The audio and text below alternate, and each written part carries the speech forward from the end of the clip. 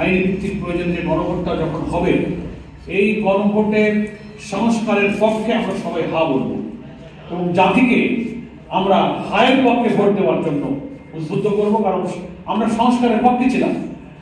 গুরুত্বপূর্ণ মৌলিক যে সংস্কারগুলো গণভোটে যাচ্ছে কমিশনের পক্ষ থেকে, তার অনেক সংস্কারের ব্যাপারে একটি দল বিরোধিতা করেছিল।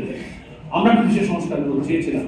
সেই কারণে আমরা এই সংস্কারের পক্ষে আছি এবং আমরা দেশবাসীকে এই সংস্কার প্রস্তাবের পক্ষে হা ভোট দেওয়ার জন্য একই সঙ্গে আমরা আহ্বান জানাতে থাকবো এবং সরকার যেন এই সংস্কার প্রস্তাবগুলো জাতির সামনে তুলে ধরেন যে কি কি সংস্কার করা হচ্ছে, কি বিদ্যমান রাষ্ট্র ব্যবস্থায় আছে আর কি নতুন হবে, চমৎকার করে সুলিখিতভাবে ওয়েবসাইটে হোক, ইলেকশন কমিশন তার ওয়েবসাইট পাবলিশ করতে পারেন, সরকারি প্রচারপত্র বিলি করে জাতীয় প্রচার মাধ্যমে ব্যাপকভাবে প্রচার করে জনগণ যেন এই সংস্কার প্রস্তাবের পক্ষে হা বলতে পারে, তার প্রয়োজনীয় উৎসাহ দেওয়া, প্রয়োজনীয় ব্যাখ্যা বিশ্লেষণ করে জিনিসটাকে সহজ করা দরকার।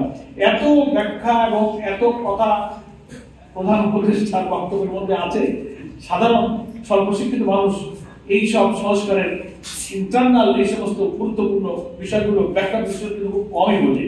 এটাকে অতি সহজ করে কিসে আমরা হা বলতে যাচ্ছি, সংস্কারের বিহিত সব বিষয়গুলোকে অতি সহজ করে ভোটারদের কাছে, দেশবাসীর কাছে সরকারকে পেশ করতে হবে।